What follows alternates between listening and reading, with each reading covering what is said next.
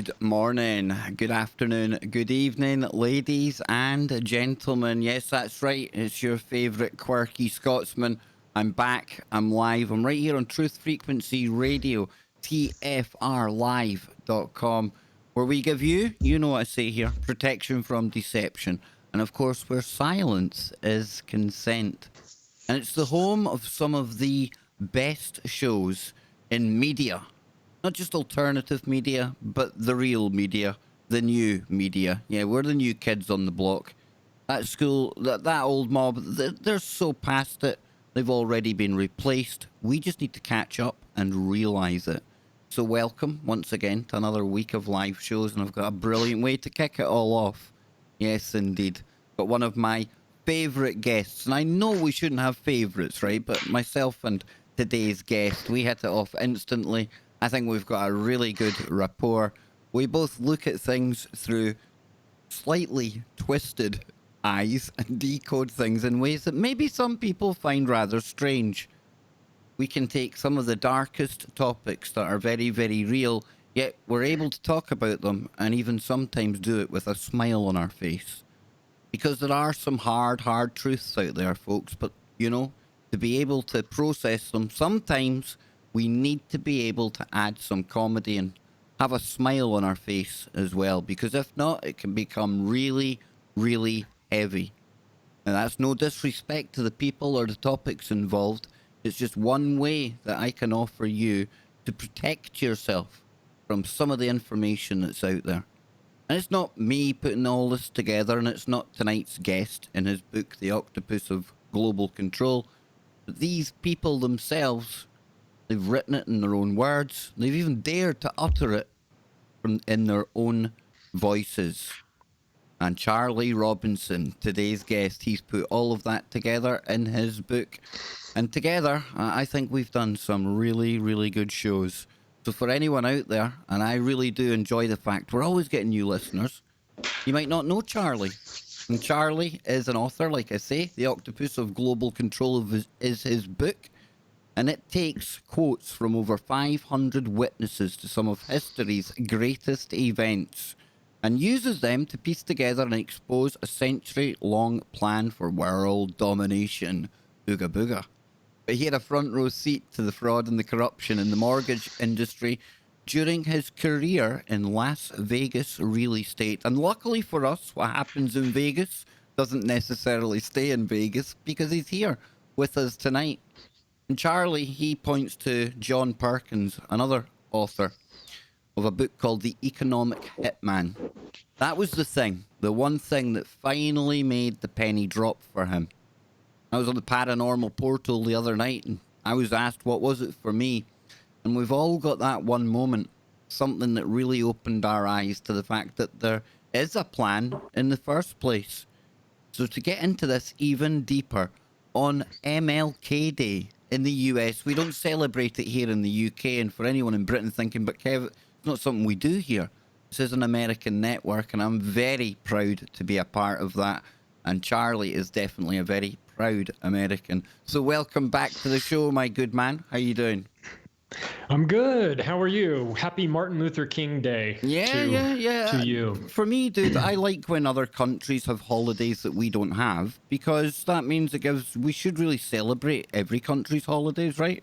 Because then we could be partying all year round. Yeah, of course. Well, we have some stupid ones here in the United States, but this is not a stupid one. No. This is a good one. This is, there are some questions about Martin Luther King and who he really was and what he did, but stripping that aside, just the fact that we take a day to celebrate the fact that one guy had the guts to stand up and really fight against racial injustice is a great thing. The fact that we had to have someone fight against it is, of course, embarrassing. And America's history is littered with the black people being treated as second-class citizens. It's a pretty embarrassing mark stain on our country's history.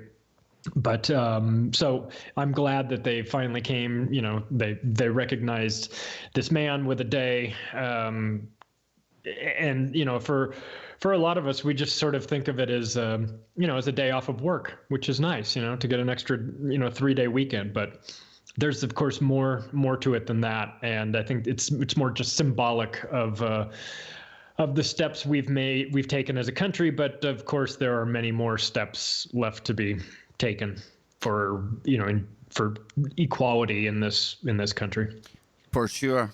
Absolutely. And very interesting. I find the date of these things colliding together very interesting indeed. You've got MLK Day, obviously. You have got a very, very interesting gathering of people taking place in Virginia.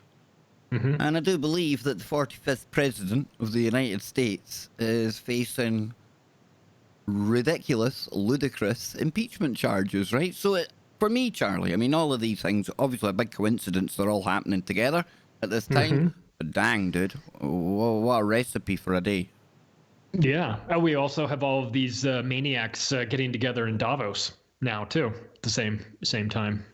So usually I keep my eye on that, but with everything that's been going on in America as well, all around this Virginia thing, more specifically, I had actually taken my eye off the Davos mob. Yeah.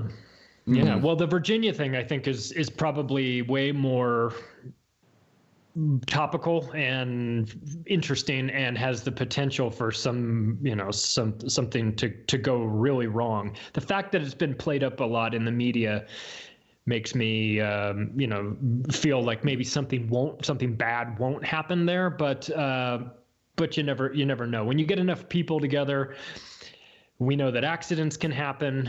We know that intentional false flag type events can happen, and you've got all of the ingredients necessary there for some social engineer folks to go in there and mess it all up and kick off a fight between gun rights activists and I don't know what you would call the other side, gun suppression activists and highly brainwashed, Charlie. Highly brainwashed. Yeah. And I don't say that just to be offensive. They're the product of a very clever machine. Yeah. That is the media. And the media have really played into this a big part on both sides. Both real media and alternative media, some segments of it as well. And I can just imagine when Antifa are going face to face with a wild Texan with his pink hat on and his bullhorn in his hand. And yeah, I'm smiling, I'm laughing, but it's because I really see a serious situation potential there. I'm not saying anything will happen. Don't want anything to happen, but dude, like you say, if it doesn't happen organically as a product of what people are being programmed with, we know what they do. Yeah. And you get the feeling that whenever I see the pictures of Antifa, they always remind me of the kids that were the last ones picked for kickball, in school. They're all sickly looking and they look strung out. They're very weak and. No, you're so right, dude. Right, and this is the weird thing because I've been doing this a while, and I went through a phase of protesting, and there's two sides to look at protesting. Sometimes it gets things done, sometimes it doesn't. Often it gets things done that the people you're protesting against wanted to do in the first place. Yeah. But long story short, there was one of the comings together in the Middle East with Israel and Palestine. And there was a lot of protests in Glasgow at the time. Mm-hmm. And Antifa were holding a protest for that. Now, I attended that. I admit that wholeheartedly. But what I seen that day, it is nothing. It's not even 360 degrees turned away from what I seen that day, because that was intelligent people of all colours, races, coming together, talking in a green, a square in Glasgow. Really intelligent conversation, no trouble, nothing like that. Talking with the police that were there and everything else. And then I look at what Antifa are now. Man, something went horribly wrong somewhere. Yeah. Yeah, and I don't think it's by accident either. I think absolutely not. They're being they're being whipped up into a frenzy. They don't look.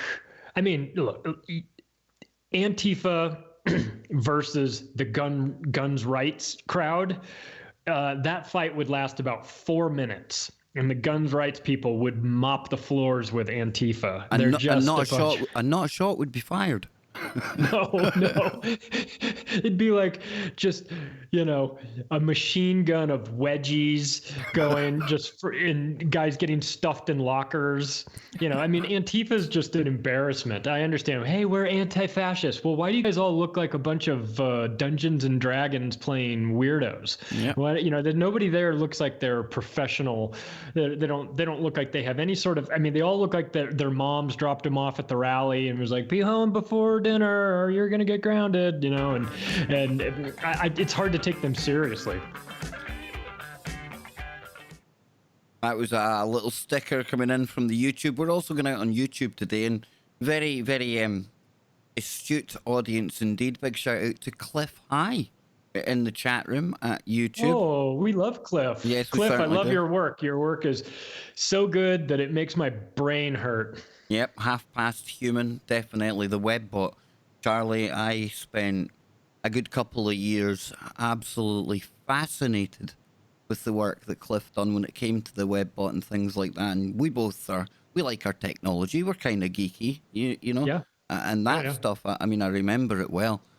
And I suppose, and probably Cliff will be shaking his head when I say this, but that could really be looked at as one of the first kind of public AI botnet systems going out there, analyzing language and using, dare I say it, artificial intelligence to come back. And Cliff himself would say he would get the keywords, put it together in a narrative, but that's like almost an early AI system predicting the future, dude. Yeah, but I would say that I would trust that system in the hands of Cliff, whereas I wouldn't trust it in the hands of many of the other people out there, the nefarious groups. But I like, hey, listen, we all should have taken his advice on Bitcoin. We would have been rich. Absolutely. I heard it. I heard him say it, and I had plenty of time. I have nobody to blame but myself. He nailed it. Same here. I rolled my eyes. I thought, I don't know if that'll ever take off. Famous last words. Eh? Mm-hmm. So yes, Charlie, MLK Day. I know you haven't got like a whole show's worth of MLK stuff, but to people over here in the UK and people who might not know very much about MLK, and I don't know, I know a few of the quotes, stuff like that, but I don't know much about MLK. What does MLK mean to you? Well, he stepped up at a time when when the world in general, but America in particular, needed somebody to stand up and fight for his people, for the Black community. They were being so mistreated. They were being marginalized in the judicial system, in the media. They were being set up to fail by by J. Edgar Hoover and those guys. They were trying to. Richard Nixon was trying hard to demonize the Black community and get them charged with drug crimes so that he could put them all in jail, so that he wouldn't, so that they wouldn't vote for his opponent. It's funny because he was quoted as saying, obviously not publicly, but it was later attributed to him that he was talking about that you want to get the hippies brought up on marijuana charges, and you wanted to get the Negroes brought up on heroin charges. So he pushed hard to criminalize those things so that you could put then he would send the police out with the authority to make sure to go after those crimes hard, so that you could take those people, put them in prison, and therefore they wouldn't be either able to vote currently, or they'd have felonies on their record and wouldn't be able to vote in the future. So that's a dirty way of doing it, and he intentionally went after the Black community for that. So it was nice to see, and this of course was before my time, but it's nice to see that somebody, Martin Luther King, was able to organize the community together as best he could and get a lot of people thinking about this and talking about things differently. And and you also have, it just was one of those times in history where where you needed somebody to step up and fight for the people, and he did. And I'm obviously as white of a white guy as you can be, but I love it when you see somebody coming in and just trying to break the system down. I love it. If an unjust system, I should say. And he came in and he did that. And he's not alone, of course. There were people that came before him. There were people that came after him. But he's known in the United States as being the symbol of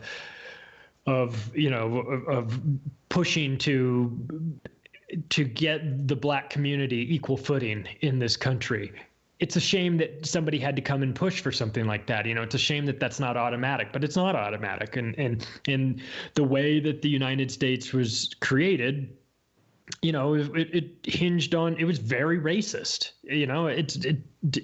Starting with the slaughtering of Indians and the institution of slavery and all of these and the segregation. My mom grew up in the South and she saw some of that. It's horrifying. She was born in 1940, and so she saw these things that in her teenage years. She never went to school with somebody that was Black, and so it's difficult, of course, for us now to imagine that, the colored drinking fountains and things like that, having to sit in the back of the bus and all these things that we just think are preposterous now in our daily lives were very real, and not just real, but normalized. And so for someone to come around and shatter that, I think is something we should all aspire to be like that, to take. In his case, it was race based, but for all of us it could be injustices. It could be against the silencing of our voices, or it could be against trying to push us into wars and not and taking away our voice in those aspects and things like that.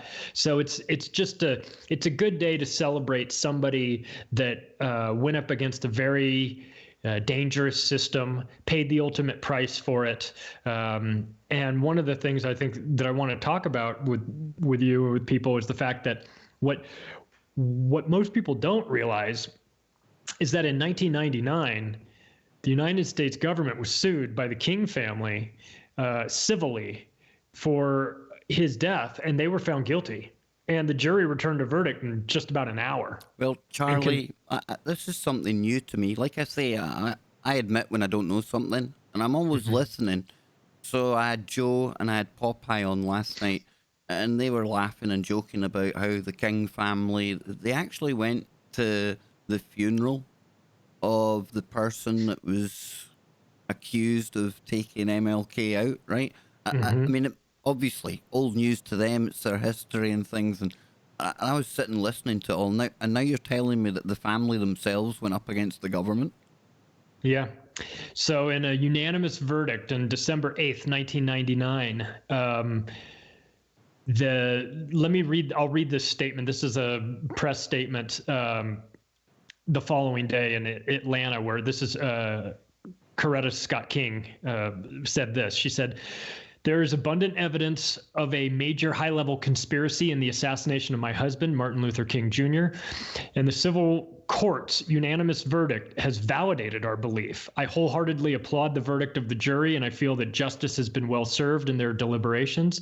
This verdict is not only a great victory for my family, but also a great victory for America. It is a victory for truth itself. It is important to know that this was a swift verdict delivered after about an hour of jury deliberations. The jury was clearly convinced by the extensive evidence that was presented during the trial that, in addition to Mr. Jowers, the conspiracy of the mafia, local, state, and federal government agencies were deeply involved in the assassination of my husband. The jury also affirmed overwhelming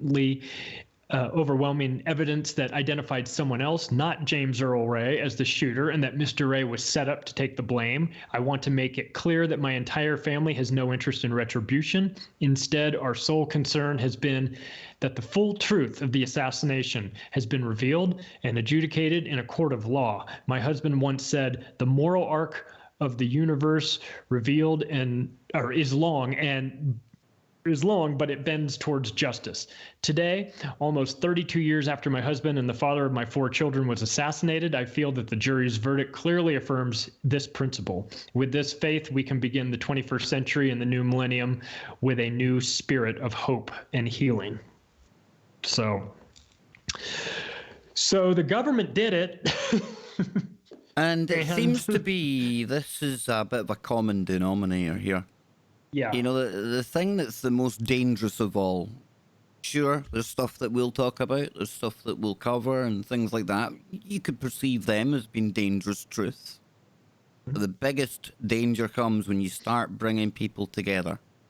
When you start not seeing the colour and treating everyone equally, and when there's a force doing that, i.e. an MLK, even John Lennon, when he started talking about this kind of thing, peace, all the rest of it. Now that's real dangerous talk, Charlie, right? For sure. And it's not the first time, and it won't be the last time that the FBI has been involved in the assassination of leaders. And they did this with Fred Hampton as well, who was the head of the Black Panther Party. They straight up murdered him, under the fake guise of a raid. They shot him. Let me find the exact number. I think they said that they shot him 89 times into the house where he was. It's obviously this is what happens when you become a problem to the establishment. Whether you're in these days talking about it online, you're making videos, you have a radio show, you have a podcast or whatever, they don't like that, whether it's happening online or whether back in the 60s, it was the way Martin Luther King was doing it. And we're talking, speaking in front of large crowds of people. I would say that we have the same sorts of things happening now, except our large crowds aren't standing out in front of on the grass somewhere with a speaker in front of a microphone there.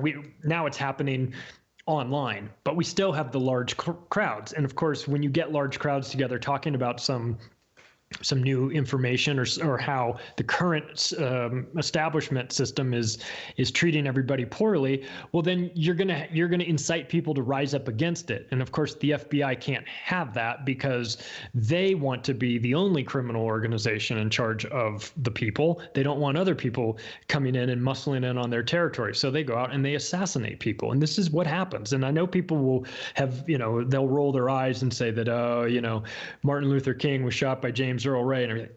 Look, just like Kennedy was shot by Oswald. I mean, can we just put these in the same category? Because these are stories that don't add up. When people that are very powerful and they're talking about changing the system start to get shot in public, we can almost be certain that a cover-up will be coming. Now, Martin Luther King didn't get the publicity that JFK's assassination got, but I think we all understand that there's more to the story than what the official narrative is, that the mainstream media, and in conjunction with the Project Mockingbird, the mainstream media starts repeating this narrative and creating this story of what really happened. And God forbid you go up against them, they'll just say that you're a tinfoil hat wearing conspiracy theorist. But of course, over decades and decades, we just keep getting proven right. And it took 35 years for Dr. King to be exonerated in court. And did you hear about it? Nope. That's because they always print the retraction at the back of the newspaper. The accusations go right on the front page. They could probably bury it right at the bottom of an article somewhere, because 99 out of 100 people won't even read to the bottom anyway. That's true. That's absolutely true. They don't even have to try and hide it. We all have such a short attention span that we can't get through 4 paragraphs of an article these days, it seems. In that world where we are now, it's vastly different from the time of MLK, but look how much easier it's been for them to not only drown out those voices that might rise to the surface, that might draw a crowd, but it's become a lot easier for them to infiltrate and ridicule and, poison the well. They don't literally have to take you out in the physical world anymore. They can do that online immediately. And with the help of the same apparatus, the same mainstream media, the same websites that we've been talking about. And like I said in opening, it's not that we're the new media. We're the only media now, because it's become so farcical. More and more people, thankfully, are starting to see through it, Charlie. Yeah. Yeah, and they'll try to assassinate your character by by Snopes. Snopes said that was a lie. The mad lady with a cat. Well, I'll be back with Charlie Robinson after the break. Nothing mad about this guy. The octopus of global control. Don't go anywhere. Welcome back, ladies and gentlemen. Second part of tonight's show already. Right here on the Kev Baker Show with Charlie Robinson. Check out his website, The Octopus of Global Control. Now you can hear Truth Frequency Radio on iHeart Radio, TalkStream Radio, and TuneIn Radio apps. And I simulcast on the Kev Baker Show YouTube channel. So there's no excuses for you missing any of your favourite shows, okay? TFRlive.com. And Charlie, where else can people follow you? I was taking a look at your Twitter feed earlier on today. Yours is one of the Twitter feeds that I can actually look at without being triggered. Unlike earlier on when I read your email and you triggered me immediately with one word. One word done it, dude. Soy, and then it got worse. Because then you poured like some kind of soy sauce on the top by bringing up my favourite food establishment, Burger King. But before we get into that, tell people where to find you. You can find me on Twitter, and you can find me on Facebook, but I will preface this by saying that those are all temporary stops for me, because from time to time I wind up in Twitter jail and Facebook jail for some of the things that I incorrectly believe, apparently, according to them. And so, but check me out there if you can.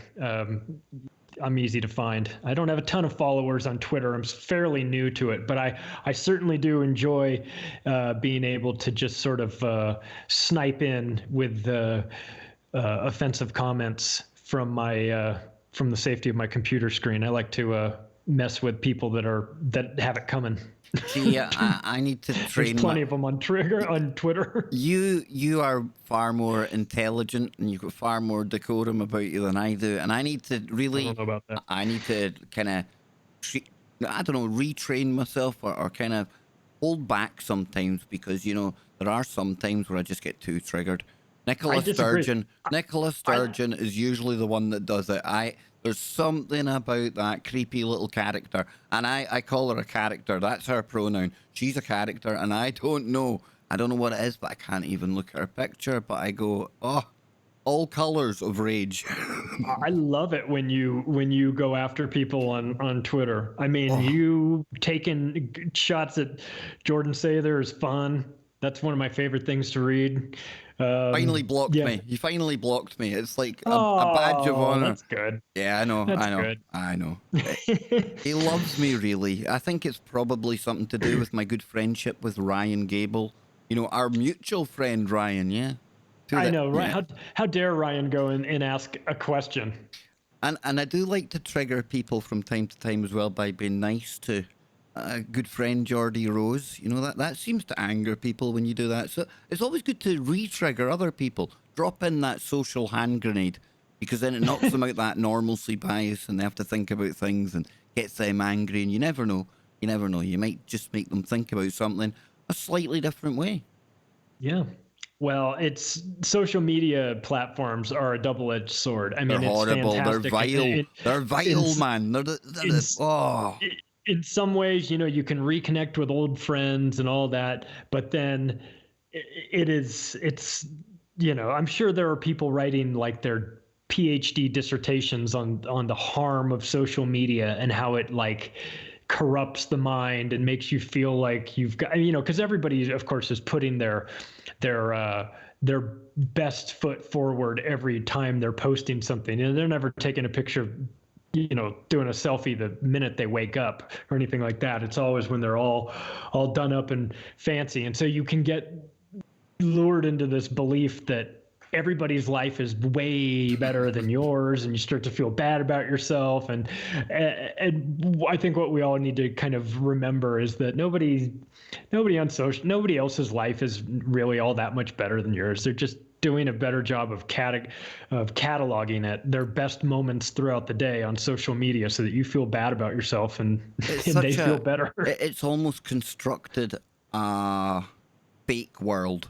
if you buy into Yeah. it. I'll explain that further. It doesn't really make sense, but the UK election that happened recently, and we often talk about social media, Twitter in this case, being like an echo chamber. And if you were to think the world is exactly as it is according to Twitter, wow, you've got a really big shock coming up. And when the Conservatives did win the vote, and you know me, I don't get political, I don't like any side, I've got no dog in that race. But it was really telling because there was a number of posts, and it was something about how, you know, somebody had posted something about Labour over Conservative. And because there was like X amount of votes or likes on this post versus the same post on the Conservative thing, they're like, look, see, told you it was rigged. There's no way those Conservatives could have won that if all of us are liking this and nobody's liking that. And that's not reality, though. Yeah, sure, your voices may be elevated at time to time on social media for social engineering purposes, but when you go out into the real world, Charlie, what's actually encouraging is it's not quite the way that it appears on social media. And even though the whole woke brigade, it seems like they're everywhere, and all of the worst elements of society, there must be billions of them out there. In reality, you know, if it was like social media, you'd be stepping over these people every time you left the house. Yeah. I'm glad to see that doesn't happen. For sure. I mean, I'm still waiting to meet somebody that is excited about and will vote for Joe Biden. I don't know anybody. It's according to the polls, according to social media, according to the mainstream media, Joe Biden's at like whatever 20% or 25%, who cares? But I still don't know anybody. Not a single person who is like, yeah, I'm voting for Joe Biden. Not one. Not that I know everybody in the country, but if you go by what's happening on social media as reality, you would be lured into thinking that Joe Biden is going to win this thing going away. The trans community is multiplying, that 1 out of every 3 people in society is transgendered, and all these things that are not the case. I mean, social media elevates some aspects of society, silences others, and throws off your sense of what is really happening out there. Now, some of it might be due to the fact that people that are very enthusiastic about their cause, maybe they make a little bit more noise online, or maybe if it's a cause that skews a little bit younger, then you tend to have younger people on social media, and maybe they make more noise, and so it looks disproportionately more of an issue than it really is. But social media, I think, has been an interesting and effective tool for the people that want to shape our opinions. I think that the mainstream media is losing its relevancy in terms of authority on particular topics and expertise. And you go to the mainstream media, I think a lot of people realize that they're liars and they're con artists, and that there's an agenda there. But social media gets away with it. I think there's less people suspicious on social media that it's all being hijacked and manipulated. But it's funny, you mentioned earlier Cliff High. I think that if you dug into, if you had Cliff on and he talked about what his work shows, I think that might show a different version of reality than social media. So it'd be interesting to compare the two, compare what's really trending on the web versus what it appears is trending on the web through social media. And of course, these platforms are not to be trusted, like Twitter and Facebook and Instagram and YouTube, of course, because they have people in positions of power that are making the decisions that are heavily influenced by our friends at the Atlantic Council and the German Marshall Fund and the Poynter Institute and all of these groups, and of course the CIA and the MI6 and Saudi Arabia's involvement as far as investment into this, Israel's involvement as far as investment into some of these Silicon Valley firms. So it's not organic and natural, the information that's being put out there. Of course, it's being manipulated. And when you have a seat at the board because you've invested early on in Facebook or Twitter, like Prince Al Walid bin Talal has a Twitter, and and some of the other ones that were early funders, Peter Thiel, guys like that. Well, then they have a disproportionate amount of influence because they were early on in the financing of it. So if they have an agenda, then you can start to see the company mirroring a little bit of more of their agenda based on the fact that they have a right to vote as being a member of the board of directors. So it's not a free, these platforms are not free and open. I think we've come to know that, especially all of us in the alternative media. We've come to know that it's rigged and things are manipulated through algorithms to suit an agenda. And that, of course, is very dangerous because a lot of people that are just casual users of social media don't know that. And so they think that what they see online is 100% real. And then they take that and carry that out into their real lives, thinking that that's the real world as well. And of course, it's not. So it's a gigantic science project that they're running on us. And it's evil, but fascinating at the same time. Absolutely. And thank goodness the real world isn't like social media. Guys like me and Charlie, pasty, white-faced, toxic males, we get hunted in packs on social media. Thank goodness it's not quite like that in the real world yet, chick. Not yet. Not yet. But not quite. Not yet. Not but quite. It's but it could be set to get worse, right? Because I like to trigger people.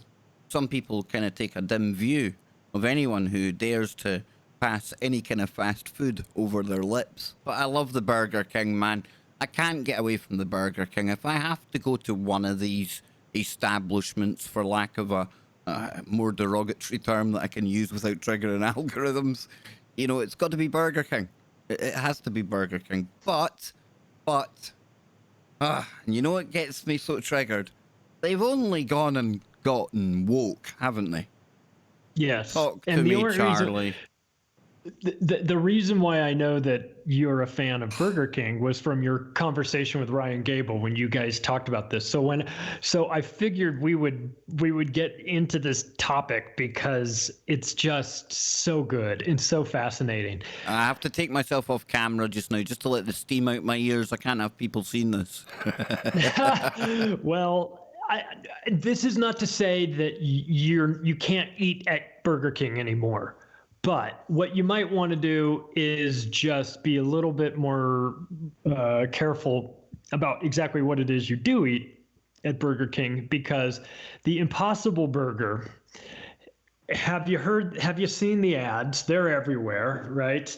Well, we've got problems with this. Don't we ever, and that is to say the least. So the tests are back for this Impossible Burger. And for those that don't know, it is a non-meat based hamburger. It's made from plants, but it is supposed to taste a lot like a regular burger. I have not had one yet, full disclosure, and I never will. And you guys probably never will either after you hear what I have to say about it. First of all, you've got the Impossible Burger and you've got Beyond Meat, which is also a meatless burger. And people are sort of comparing them together and saying that they're similar. Well, they're similar in that they're meatless burgers, but that's where the main similarity ends, because the Impossible Burger that's being sold at Burger King has 11 times more glyphosate in it than the Beyond Meat burger. And that is according to the Health Research Institute laboratories. It had 11.3 parts per billion in the Impossible Burger and only 1 part per billion in Beyond Meat. Now, it should have 0 parts per billion, just to be clear. I'm not trying to say that the Beyond Meat burger is safe for you, because it has glyphosate in it. And it only takes 0.1% or 0.1 parts per billion to alter gene functions of over 4,000 genes in the liver and kidney and cause organ damage in rats. So it takes 0.1. The Impossible Burger has 11.3 parts per billion, just so we're clear here. And it takes that 11.3, it only takes 0.1 to do damage. So you're walking into a really damaging food item. And that's if we're just talking about glyphosate, which is the chemical found in Roundup, which is made by Monsanto. It's the weed poison that kills weeds but leaves the food leaves the food alone, because the way the GMO seeds are, it makes it immune to Roundup. Of course, it makes it immune to Roundup because it's got its own self-destruct function. When the animals eat it, it causes their stomachs to explode. So anyway, this is just one aspect of this Impossible Burger that'll make you never want to eat it again. But the second part to that is something that I think, well, let me back up for just a second and just say that the Impossible Burger is being sold in the United States, not just at Burger King, but also at White Castle, Hard Rock Cafe, Red Robin, and Cheesecake Factory. And part of what's interesting about that is because it's being sold in these restaurants, it does not have to be labeled as genetically modified. So you're not going to see that show up in their ads. It's not going to show up on their menu or anything like that. There's not going to be any warning labels about this food.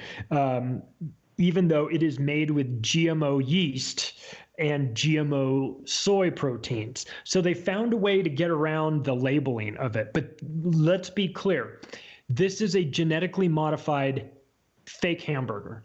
It's what it is. It's made with GMO Franken yeast. beef. Franken beef. Yep. That's what it is. Yep. What the heck, dude? Yeah, and if, just so people are clear about what glyphosate is exactly, it has been proven to be carcinogenic, neurotoxic, an endocrine disruptor, and the cause of DNA damage and liver disease. We're starting to see in the United States, we're starting to see ads on TV for class action lawsuits against the makers of Roundup, which is Monsanto/Bayer. And that comes after a landmark jury award, hundreds of millions. I think it was over $1 billion to this guy that was proven to have cancer, to have developed cancer because he was spraying Roundup. That was his job. He was a groundskeeper that was constantly spraying Roundup, and it gave him cancer. And the jury agreed with this, and they've awarded him a ton of money, which of course Monsanto is filing appeals against, and they're trying to get that held up in court. But like I was where I was going with this is that not only is it filled with glyphosate, but it contains 18 million times more estrogen than a normal Whopper. Not 18 times more. 18 million times more estrogen in one of these Impossible Burgers than in just a traditional Whopper. So you're getting me going here, Charlie. You're getting me going. It has 44 milligrams of estrogen compared to just 2.5 nanograms in the original Whopper. So we've got a bit of an issue here. We've got an agenda that we see where we're starting to find more and more people that are non-binary, trans. You and I've had this conversation before. This is not any sort of critique or criticism of that community, except that we're starting to see a rise in this. We're starting to see a rise in it in reality. We're also seeing a magnified rise of it on social media and through mainstream media. There's a lot more people that are sort of in between sexes. And if you are eating fake hamburgers that you think are good for you because you're not killing an animal to make it, but it has 14 million times more estrogen in it, it's not going to be long before you start growing moobs and you start going to Lilith Fair Festival, buying Tori Amos albums. And you see, there's a problem here because we like doing the show, and myself and Charlie agree we won't get much work done if we get moobs. No. No. No. Never leave the house. Yeah, exactly. We'd be fascinated in them. No, I'd have a webcam show. All joking. It would be a whole new Kev Baker show, that is for sure. Damn. Yeah, there'd be a paywall on that for sure. Oh, damn, dude. What's happening here? What is this all about? How is there any way to actually compute what has been done on this level, on such a grand scale, dude? You know, we talk about social engineering and programming and everything else, but this is like, they're now literally getting into our biology more and more and more. And one way, I think with our crowd, you know, the people that watch this show, if you want to make it, if I want to make this impactful to them in a way that only viewers of this show will appreciate, if you look at one of the investors for Impossible Foods, which is Impossible Burger's parent company, and Beyond Meat, which is the one that makes the other, you've got one common investor thread, and that is they are both heavily financed by Bill Gates. So we know what Bill Gates is up to. We know that he is heavily involved in the depopulation agenda. He's one of the largest, maybe even the largest single individual, besides hedge funds and things like that, of Monsanto stock. He owns a ton of it. And his ties to his TED talk about talking about vaccinations and how if we do a really good job with vaccination, we ought to be able to lower this number, meaning the Earth's total population, by about 10 or 15%. He is a person that is very upfront with his depopulation agenda. And what better way to depopulate people than to screw with their endocrine system and create situations where men are becoming women and women are becoming women, and next thing you know, you can't procreate, and this becomes a long-term depopulation agenda. Now, is it the only reason why he's doing it? Maybe not. Maybe he just wants to make money, and he gets in on the ground floor and he takes the Warren Buffett approach, which is, spread your money around in a bunch of things, a bunch of different industries, preferably ones that you understand very well. Well, nobody understands depopulation agenda better than Bill Gates, I would argue. And so to see him involved in this non-meat company that is filling the meats up with, once again, glyphosate, which comes from Monsanto, which Bill Gates is involved in as well. I would just say that it's a pretty good rule of thumb to take whatever Bill Gates is investing in and stay as far away from it as possible, or at least to recognize that it might not be on the up and up, because if that guy's involved, you want nothing to do with it. Now, let me just for 1 second, okay, play devil's advocate. Right? Okay. Just go with me. You'll see what I'm not even giving them any cover here whatsoever. But is there any way whatsoever that we could have this all wrong? Now, just try and stick with me without like cutting off the Skype call, Charlie. Right? But is there any way? Is there any what science? What science is there to say that Kev and Charlie there, they've kind of got it wrong. This isn't really that big conspiracy that people... I mean, is there any way at all we've got this wrong? I mean, Charlie, you know where I sit on this. Don't think I'm going there with you. But come on. For the naysayers out there that say, oh, don't be daft, you're just conspiracy theorists. I mean, come on, man. Well, the person that Impossible Foods brought in to sit on their board of directors and be in charge of their audit committee was a lady named Vanessa Whitman, and she was the chief financial officer of Marsh & McLennan, which ran security for the trade centers during 9/11. Small world. Small world, indeed, eh? Yeah, of all the people to bring in, let's bring in the person from a very questionable and shady company like Marsh & McLennan.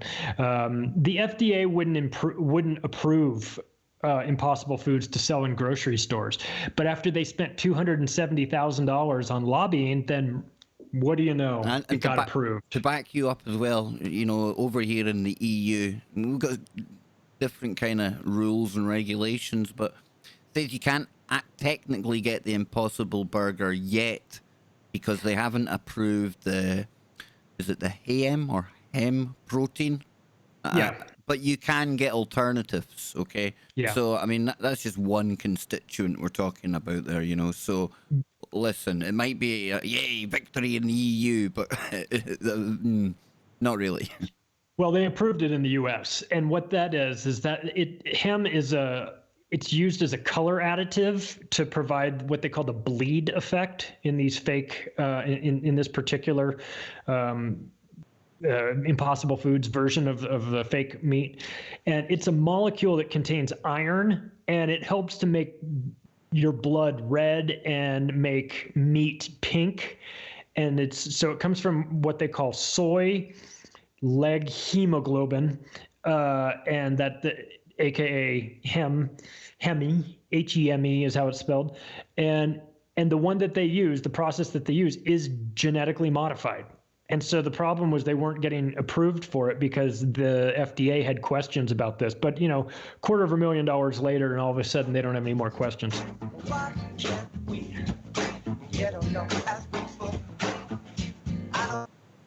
Sometimes you just don't need an outro when somebody drops the mic like that. Yeah, Charlie.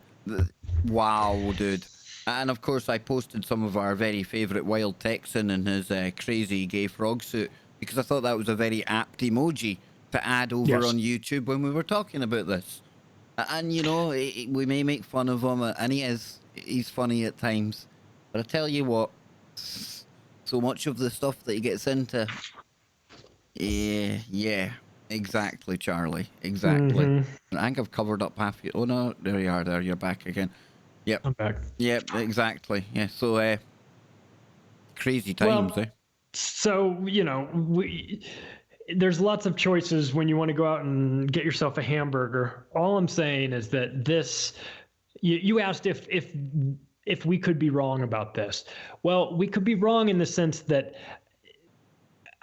they're trying to promote this as an alternative to actual meat. And I guess in theory, that would be okay.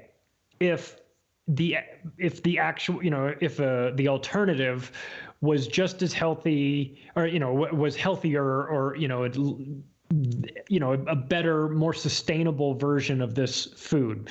You know, if we just have advanced our technology to the point where we now have the ability to make things that look and taste exactly like meat, except they're not meat, you know, I could, in theory, get on board with that as a way to not have to raise and harm animals. Just from that standpoint, I could. But if it's going to be created in a laboratory, I'm less trustworthy of those laboratory-based inventions because of my research into vaccines. And same thing, they'll always sell it as a benefit. They'll sell the Impossible Burger as a benefit. Look, you don't have to, you could eat plants, it's healthier. Well, it's not any less calories, I'll tell you that right now. It's 30 calories less. I think it's from like 660 calories to 630. So it's not like this is a diet alternative. It's certainly not any better for you because it's made with GMO yeast and soy, so that isn't any better. And then you have the additional calculation of how much estrogen's in it, which I don't think anybody probably anticipated. Maybe the chemists did, but the people planning to eat it never crossed their mind to look at something like that. So yeah, in theory, I guess I could understand where they're coming from with this. And from an investment standpoint, I'm not trying to say that every investor involved in this is up to no good. I mean, if you just want to buy a stock, you would buy Beyond Meat when it went public not too long ago because it's been through the roof.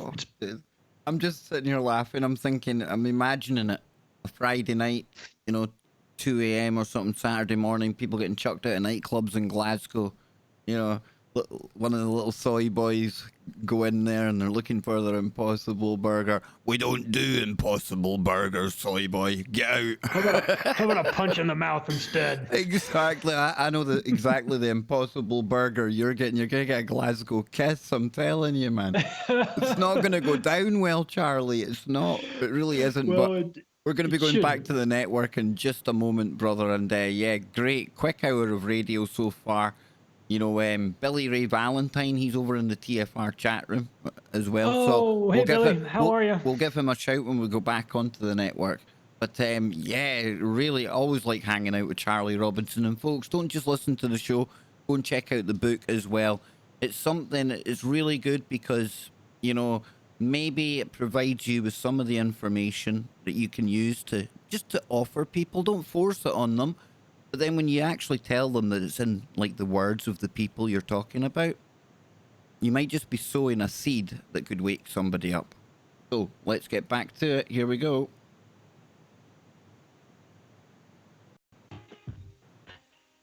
Hour number 2 on today's Kev Baker show right here on TFRlive.com. Truth Frequency Radio. A big shout out to the Geos as well, Chris and Cherie. Remember to check out their YouTube channel, Beyond the Veil. They've been making videos again just recently. So please, please, please head on over there. Check out 2 of the people that were very instrumental in sowing seeds in my mind when I was looking for answers to questions that I didn't even know existed when I woke up. And that's something that Charlie Robinson's book is good for. And I'm not just saying that because he's on the show, because from time to time, we have the ability to do a good thing in the world, to plant a seed. Yeah, we can plant trees, we can do plants, things like that. You know, you can go down the Greta Road, but I'm talking about a seed of knowledge. And you know, Charlie's book with all these quotes, they're really, really impactful. More so because it's not coming from Kev the conspiracy theorist or Charlie who's loony and thinks all these things like I do. No. It's coming from the very people we're actually talking about. Don't listen to me and Charlie talking about Bill Gates. Go and see Bill Gates talking about Bill Gates. What comes to mind there off the top of my head? Death panels and carbon. Don't take my word for it. That's what I'm saying. You can look that up, but you've got Charlie's book. And it's full of these little gems, these little seeds that, you know, one day might just take root. And the more of us that come to this party, and it is a party, folks. It's a ride, you know. Bill Hicks told us that. It gets better and better from that point forward, Charlie, doesn't it? Tell people where to get your book, man. Well, they can get my book. If they like the digital version, you can get it at my website, theoctopusofglobalcontrol.com. And you donate more than $10 on PayPal, I'll send you 2 versions of the electronic book. If you like paperback, it's available at Amazon and at barnesandnoble.com. And yeah, one of the things the main format of the book that I think people appreciated was that I did bring in quotes from over 500 different people that had a take on some of the most important events in our history. Some of them were Rothschilds and Rockefellers and Bill Clinton and the Bushes and all those lunatics that we've come to know. But also, like you said, Bill Hicks, George Carlin, Joe Rogan, guys that are comedians that see things from a different point of view, because, you know, we've got to laugh at some of these things. They're so crazy. But another, idea that I had when I wrote the book was that there's so many things have happened in our world that we don't hear about on our nightly news, or we don't read about them in our paper, or it doesn't come up during, discussion with your friends because nobody really knows about it. But so I sought out quotes from these people that would really have an impact on you that would never show up on your nightly news. As an example, when David Rockefeller is at the Bilderberg Conference in 1991, and he is thanking the media component of the Bilderberg Conference for honoring their pledge to keep their mouths shut for the last couple of decades, because without you guys holding up your end of the bargain, we would never be able to create the new world order and the one world government that we're pushing so hard to work towards. And it's like, if you're waiting around to hear that on your hear Anderson Cooper tell you that in your nightly news, good luck, man. It's never going to happen. So you're going to have to find these, you're going to have to hear their words. And what you and I have come to know over the years that we've been into this sort of research is that they'll tell you what they're going to do. They will tell you what the plan is.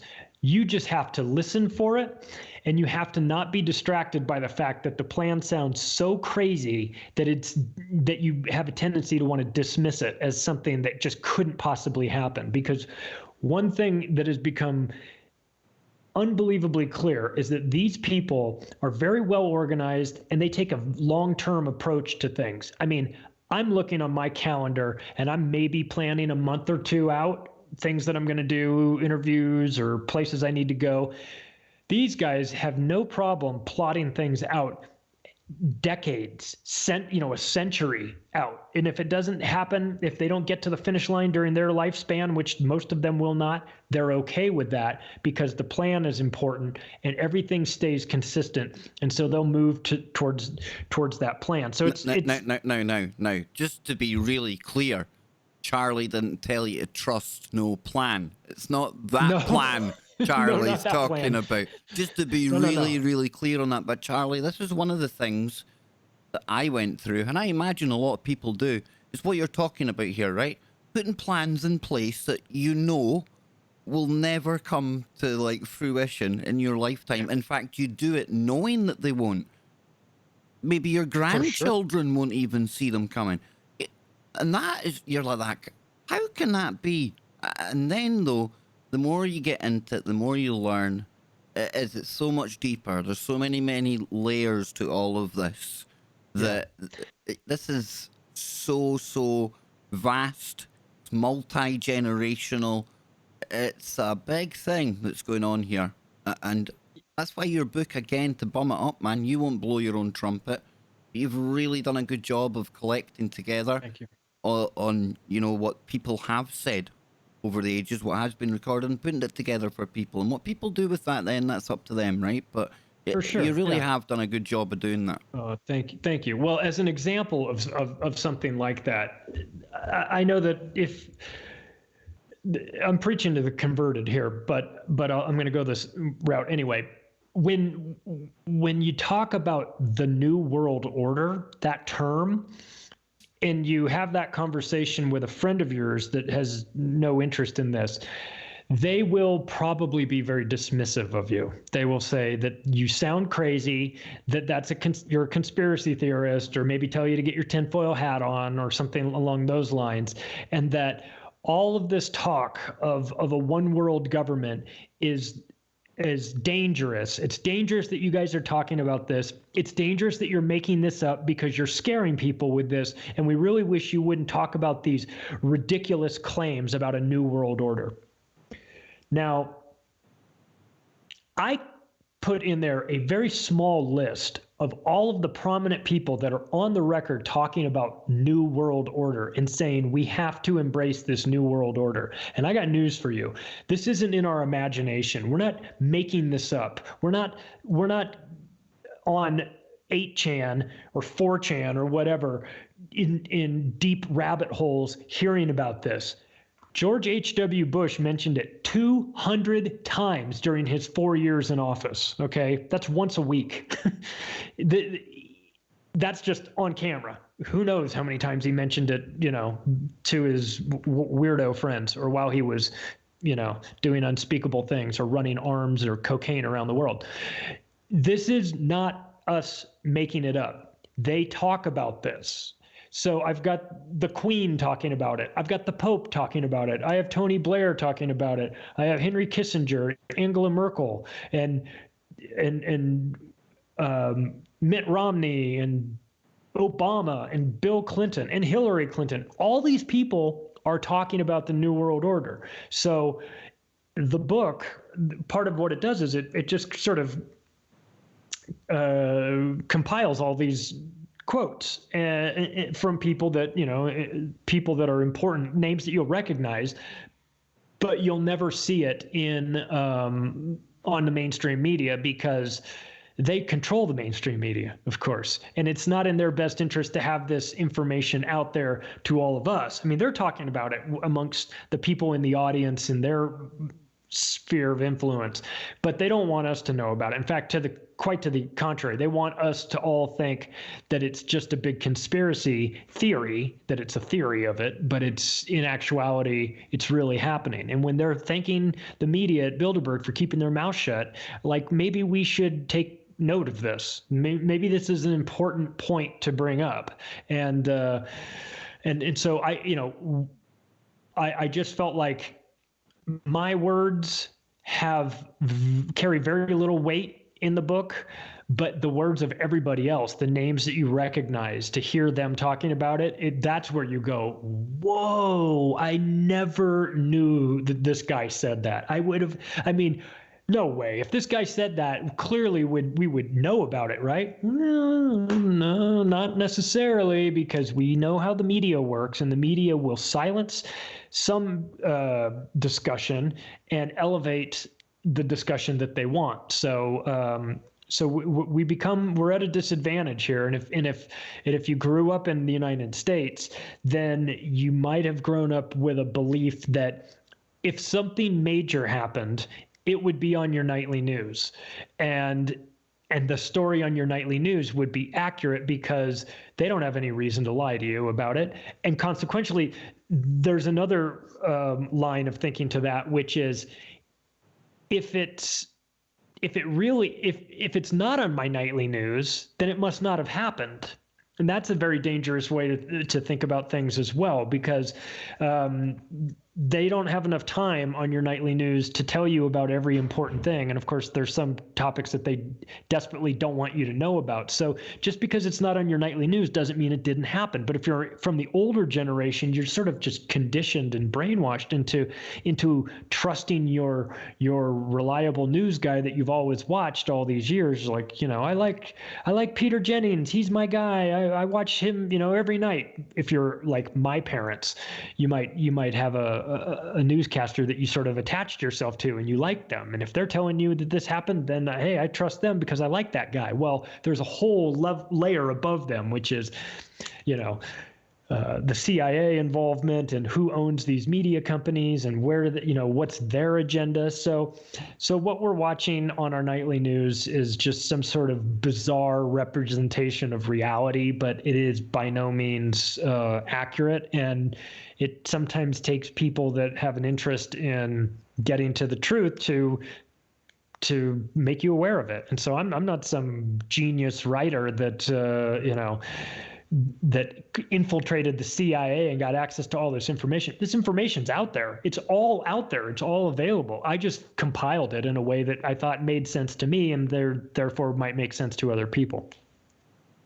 Charlie, I don't know what you're doing here, but I'm getting a sense that the AI out there is contacting us, Charlie. It really is.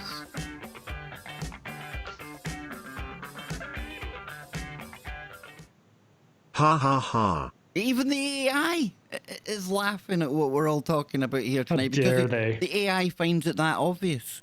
That's what it is. The AI's like that. Charlie boy, he gets it. There you go. So yeah, thank you, Lance. That was, of course, a super chat. Thank you very much. But Charlie, you are bang on with everything you're saying, as usual, brother. Absolutely everything. So it's your show. You're the special guest. Where do you want to take this now? What else have you been covering lately? You mentioned our good friend, our favorite banker, Mr. Epstein. And of course, over here in the UK, well, not many people talking about Prince Andrew now, because of course, Prince Harry and Princess, well, she's not a princess, sorry, can't be giving her the wrong title now.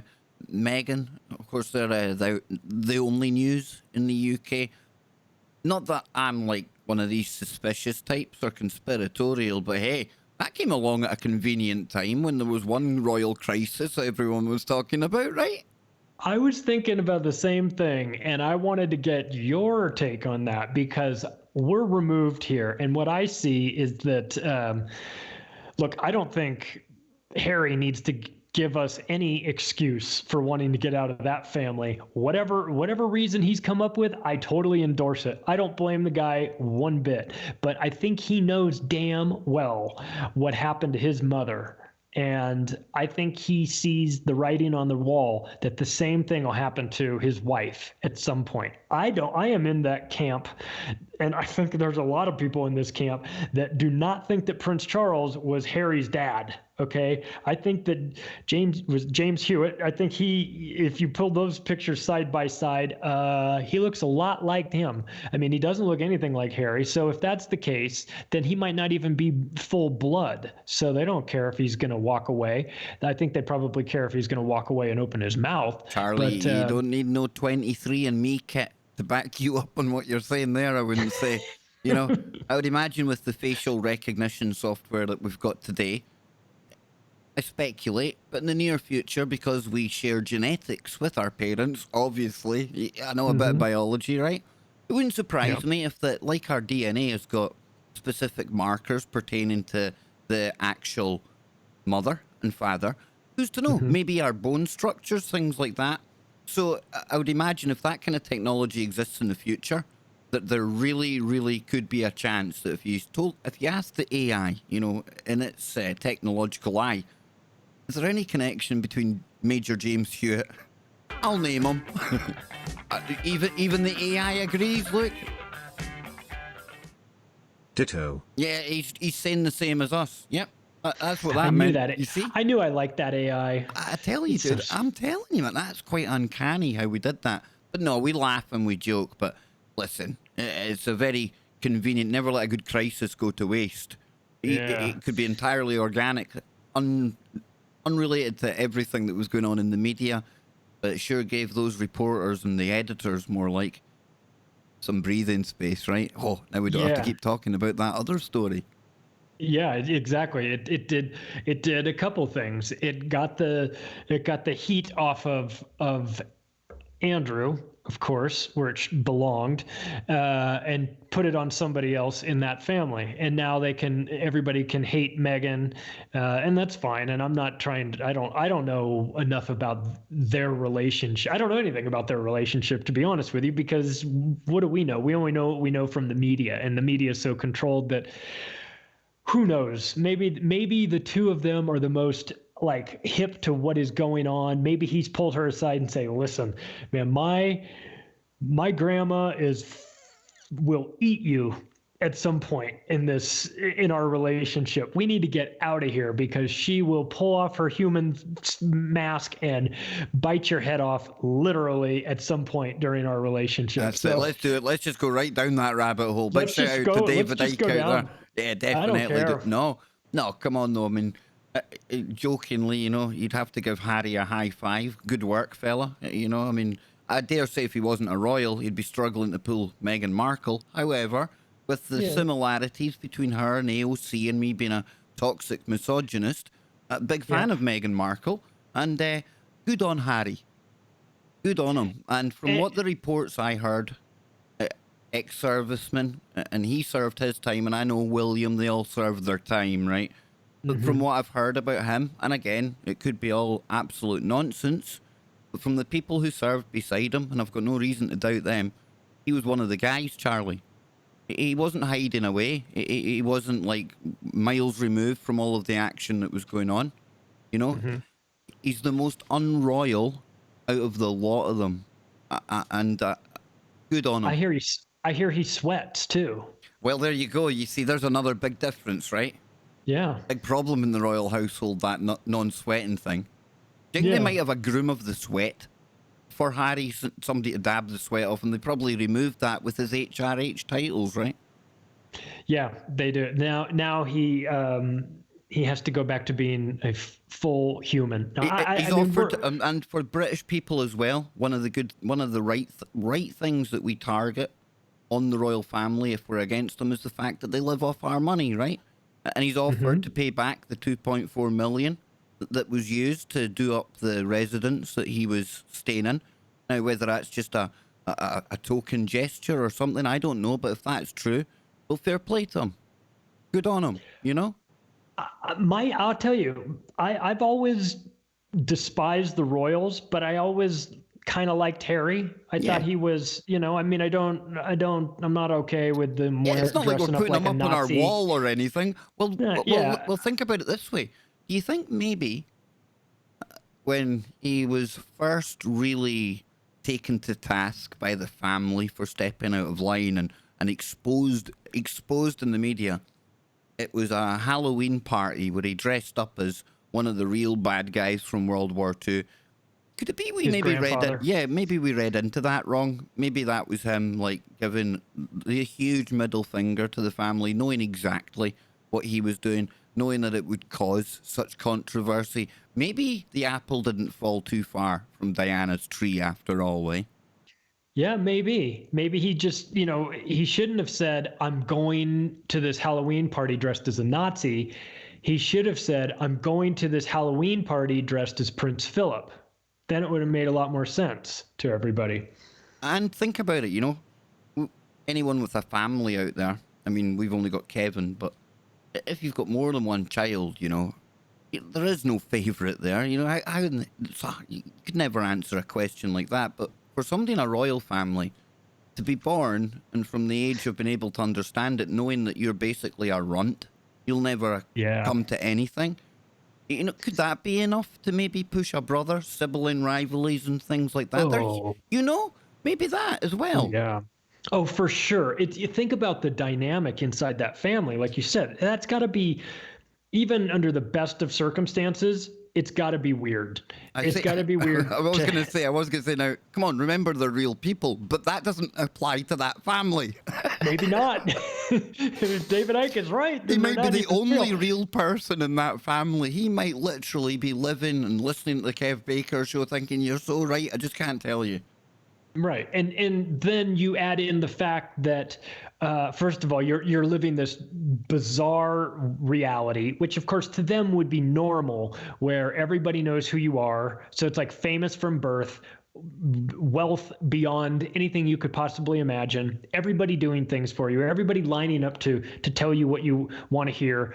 And then when you get old enough, and when you're young, your mother dies and you don't have that guidance from Diana, who by all accounts, even though I think she's proven to be bloodline, didn't ever come across as being like one of them. She dies when Harry's young and he doesn't have that guidance. Then he gets older. No doubt he digs into it and finds out that she was murdered in actuality. And then he has to understand who was involved in that. And that mystery leads to his family, his own family. That has to really mess with your head in a way that is impossible for us to understand. And also, he can't talk about it. He can't talk about it to anyone, probably. He probably becomes paranoid about that. If you were to know this, it puts the same target that they put on his mother's back. What a conundrum. On his wife's back, too. Now, in this situation, he's got to go into this knowing, if they did it to my mom, they will do it to my wife. Funny how if she steps out of line. And even more importantly, perhaps, his child. Yeah, that too. And I think that is the trigger, not to tie this into David Icke again, but I guess we could, but that the trigger is that once your child is born, it resets everything. The way I saw the world, I can speak about this from experience. The way I saw the world was that the world's really screwed up and I've got to deal with it for the next 4 or 5 decades moving forward. But when your child's born, then it resets that clock. Then you have to give a damn about the world from the time your kid is born so now you've got to worry about it for 80 and 90 years, let's just say. And everything becomes real again. And now it's not just about the world that I'm living in, which I can deal with. It's the world that my child is living in. And in Harry's case, not just the world that they're kids are living in, but the family in which they're going to be raised in, and all the things that were done to him or done to his brother. He's got to think, well, that is what is in store for my child, and maybe I don't want them to be a part of this. This is what makes me think that Harry's not related to any of them too, because having the ability to take a look at this situation objectively and realize what's coming his way and to try and remove himself from it. He can't be part of one of them. And truly, he wouldn't have the ability for this sort of way of thinking. And not that I'm a 23andMe kit, but from what I've read and David Icke's research and from the work of others that he's pulled on as well, these bloodlines, if Harry isn't of the Charles bloodline, and he's more the Diana bloodline. Well, it's said that bloodline there, I don't know about the Hewitts, but her bloodline, that is, I don't know if it's right or wrong, Charlie. I'm just repeating what I've heard and been told. But it's more royal than anything that's running through the veins of any Saxa, Gotha, Coburgs. Mm-hmm. Oh, sorry, the House of Windsor, because she comes from the Stuart bloodline. Like a proper royal bloodline, not the ones from Germany that jumped in and took over. Not that imposter mob. So that would actually make him the most royal out of the lot of them, eh? Yeah. What a dark irony and what a twist. Maybe the universe has that card up its sleeve somewhere. Only in this world could something so ironic take place, isn't it? Yeah, it's fascinating too. I mean, I feel like this is going to be something we're gonna watch over the next decade or so. We're gonna see how this all plays out. It could just be a simple distraction. No. The biggest party in the world is approaching. The royal family. I'm convinced they won't be here no more. Please. But anyway, I'll be back after the break if I don't get arrested for saying that. Don't go anywhere. Yes, indeed. I honestly don't know. I don't know. And thanks to everyone over at YouTube again for continuing to hang out. Really appreciate you being here from me and Charlie. But continuing, is there really a place in modern society now? After the Queen, and I'm not, even as much as I talk about her, I don't wish ill health on anyone, Charlie. Right. But, when that era's gone and past, and it can't be too long down the road, right? Unless they really have cracked cloning and it just goes on forever. But is there really a place in modern society?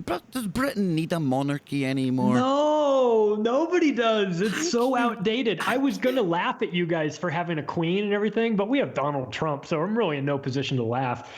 I mean, we've got our own problems, but you guys have a queen, and she does the thing, and she wears the crown and all that stuff that you read in like Disney books and everything. But you guys have one for real, and I was there this summer, and I toured the Tower of London. They're like, this is where they would King Henry the whatever would chop off the heads of his ex-wives, and you're like, oh my God, this is like a real thing. And everyone's talking about this stuff with a straight face, like it's totally normal. It's not normal. You guys have a queen. That's crazy. Dude. And you're not the only one, of course, but it is. Charlie, I wish you had been a fly on the wall. Like, how many years ago would it have been? Over 20 years ago now, when I was standing there bright-eyed and bushy-tailed, my hand on my heart, other hand in a Bible, looking up at her photograph, swearing to give my life for her, For Queen and Country, brother, for Queen and Country.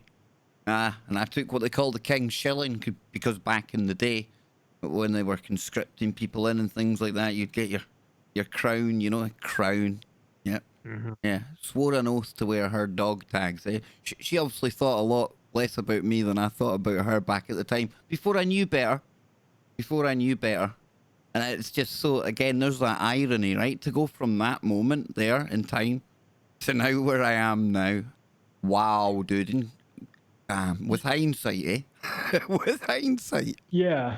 Well, it's funny because, what happened was that you started to learn about how the world really works, and it put a bad taste in your mouth, and then it became unappealing to want to continue down that path. There's some people that are blissfully ignorant. But on that note, I would rather know now, for all of the ups and downs that's brought me along the way. I'd rather be in possession of that knowledge now than be where I was back then. Even if there's nothing you can do about 100 of the things we talk about, I would still rather know the truth, or my version of the truth based on the facts. I would rather be that person now. And again, that's why I like your little book, because even if you just read a couple of pages of it, it still makes you think about things in a different light. Do you know what I mean? Yeah, well, that's because I had to unlearn all the history that I thought I knew and relearn this new version, and that's a big task for people, and a lot of people just aren't up for it. And I get it, man. It's it's a lot to process. So if I can, Oh, here we go. Yes, you see, when you put words like that, even if when you try and like lace in an F-bomb, like what happens is the AI's clever, Brian's not stupid, and he won't read it out. He's very woke as our Brian. He really is very woke. It's the one thing I can't really control about him. But we're going back to the network right now, and thank you everyone for tuning in. Here we go. Welcome back to the final segment of today's Kev Baker Show. What a show this has been. What a show this always is. And that's why I was really quick to get Charlie to come back every month, the minute we done the first show. And remember, folks, go and check out his website, the Octopus of Global Control. But people like this open and frank conversation type of show, I think. And it's reflected in the numbers that come and listen to the show. TFR, iHeartRadio, TalkStream Live, YouTube, wherever it is. Not only that, the caliber of listeners as well. You know, you look at the chat rooms and you see the conversations that are spurned on by some of the topics that we bring up, and really refreshing. And I take a lot of positivity and optimism from that, because whether you agree with us or disagree with us, you've arrived at TFR for some reason. There's something that's brought you here, and all of you are absolutely amazing. You've been hanging out with us all night. You've been listening to us. Not only that, some of the biggest names that I myself listen to coming to listen to us, Charlie. We've got Cliff High. We've got Nano Girl, who'll be on my show tomorrow. Oh, I love Nano Girl. Oh, it keeps going on. It keeps going on. We've got Billy Ray Valentine from TFR and Iconic, like you were saying. Ray. And not just only talked that, to Billy Ray a couple days ago. We love him. Check him out on Infinite Fringe, and also check him out on Iconic with America Unplugged. Great show. Absolutely. And not only that, but we've got Lucky, who co-hosts with Dr. Brooks Agnew on the show that comes up right after the Kev Baker Show. And you can hang out with Billy Ray and Lucky over at tfrlive.com/chat. Yeah, that's right. We're real people. It's real radio here. That's why we don't think we're any more important than anyone else. And I think, Charlie, that's what makes this such fun to do in the first place. And people resonate with us because they get it. We're just like them. We're just looking for these kind of clues and answers to what's going on in this crazy old world. And I tell you what, man, back to Bill Hicks, one of our favourite. Just a ride, right? It's just a ride. It is just a ride. And we've started off with MLK, went to GMO, and then HRH. Where do we go now? Where do we go now? And hopefully Virginia, nothing is going down there. That really has worried me today. And I don't say that to like hype up fear, but you know that's craziness in your country right now. We laugh and joke about the Queen. Well, my turn to have a go at you. You know, when it comes to the politics over there, granted, we've got Boris Johnson, but being apolitical, I find him quite comedic. Obviously, a lot to laugh about when it comes to Boris Johnson. Yeah. But dude, the closer we get to this next election in your country, man, what on earth's name's going on? I mean, like I say, you've got the impeachment thing going on. You've got Nancy Pelosi, who I think now has custody of Broomstick 1, high-fiving on talk shows about the impeachment. And what the heck, dude? These are not my people. I'd just like to state for the record that I might be an American, but I disavow any sort of knowledge of these maniacs that are running for president. But don't worry, the New York Times has put their full weight behind Elizabeth Warren and Amy Klobuchar. I'm sorry, who? Who is Amy Klobuchar? All I know about her is that she threw a stapler at somebody in her office, and that she is known to be a notorious boss that treats people underneath her with utter contempt. So that's great.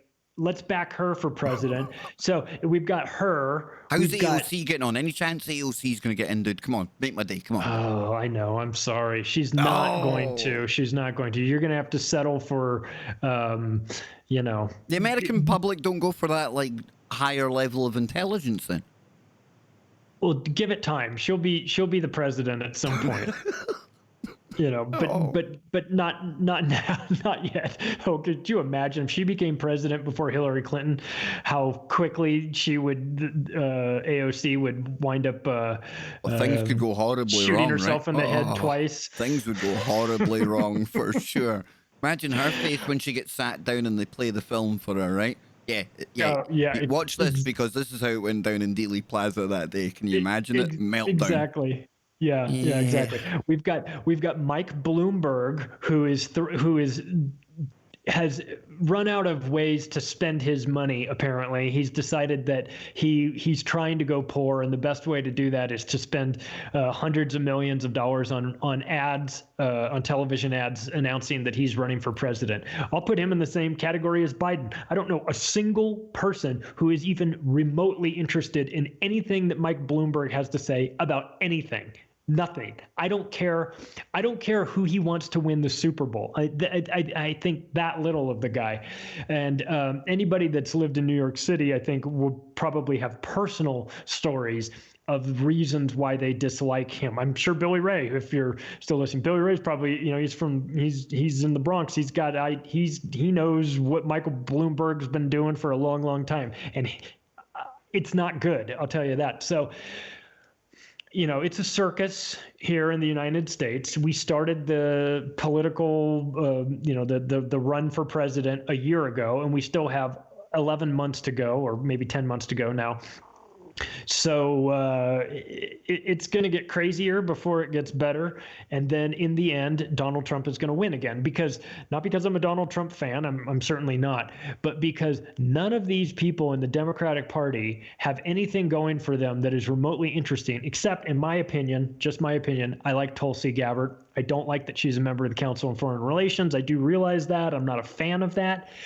But I do like just about everything else that she's talking about, and I think she's an interesting person, and part of the reason why I like her is because she is anti-war. Now, can you become the president and be anti-war? I think that those two things are diametrically opposed to one another. You can say it until you get sat down and shown the film.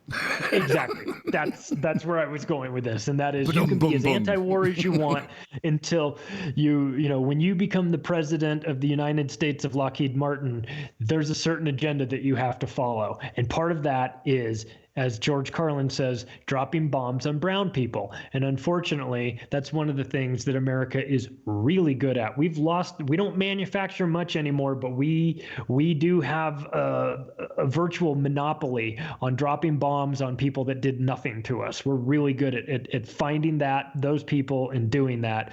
And the more and more I hear or watch old George Carlin bits, the more I think that he should have been in charge of writing our history books, because nobody has a better view, a better take on what our true foreign policy and domestic policy, for that matter, is than the comedians that are able to take a look at it and point out the obvious hypocrisy and inconsistencies with what they say they're going to do versus what they actually do. And so, everybody's fighting about, Bernie Sanders is going to be the president. Well, I like Elizabeth Warren because I think she's going to do this. Who cares? None of it matters. None of it matters. Because the person that becomes president is controlled by people above them, and the agenda is whatever the people above them say it is.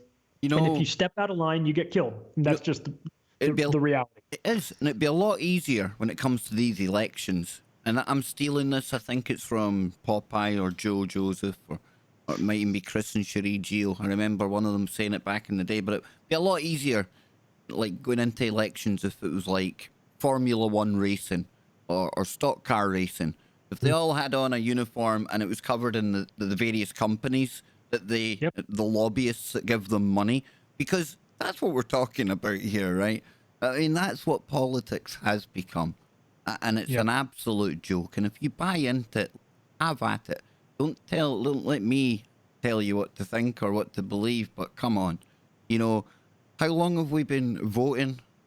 You know, and things never ever seem to get fixed. You know, your side might win. And then, you know, looking back with that wonderful thing, hindsight again, you know, if you look back in time, how much did that really do for you? Not a lot, Charlie, eh? Not a lot. Because, you know, I don't see all of us flourishing at all right now. I see more people without than with, and all of it by design. And yet, if we've got so many opportunities, you know, time after time after time after time again, doesn't matter what side gets in, it always goes wrong. Come on. That's got to open people's eyes to what's going on out there, right? Yeah, and it's not that as if bad decisions in government started in January of 2017, the day Trump took office. I mean, these things had been going on for a very long time.